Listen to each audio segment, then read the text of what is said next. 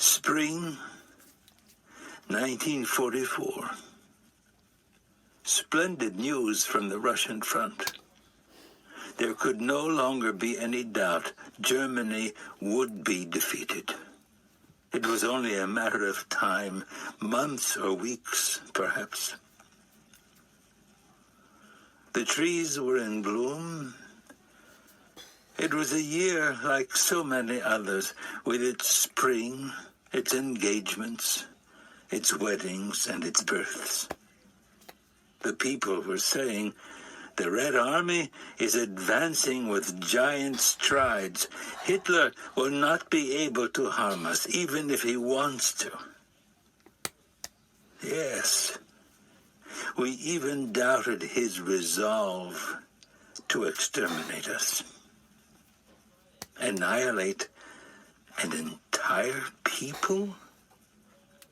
Wipe out a population dispersed throughout so many nations, so many millions of people. By what means?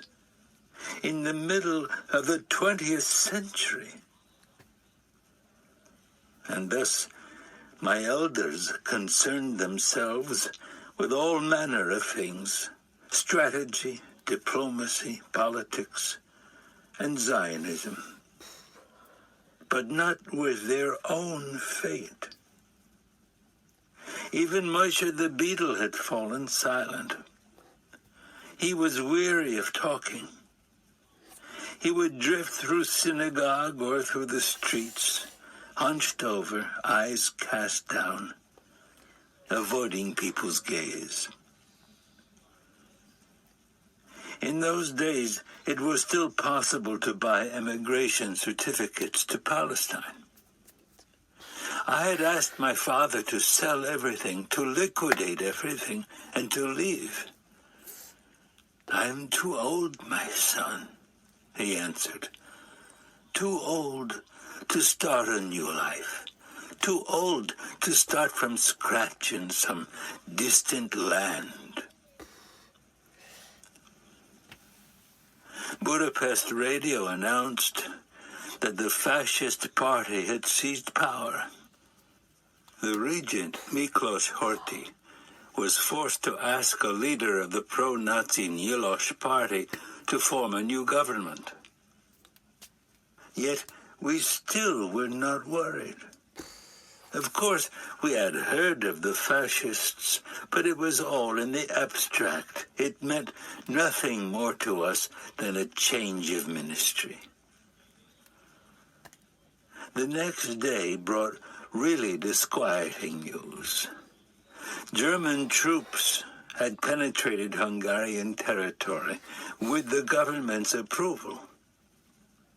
Finally, people began to worry in earnest. One of my friends, Moshe Chaim Berkovitz, returned from the capital for Passover and told us the Jews of Budapest live in an atmosphere of fear and terror. Anti-Semitic acts take place every day, in the streets, on the trains. The fascists attack Jewish stores, synagogues. The situation is becoming very serious. The news spread through Siget like wildfire. Soon, that was all people talked about. But not for long. Optimism soon revived. The Germans will not come this far. They will stay in Budapest. For strategic reasons, for political reasons. In less than 3 days, German army vehicles made their appearance on our streets.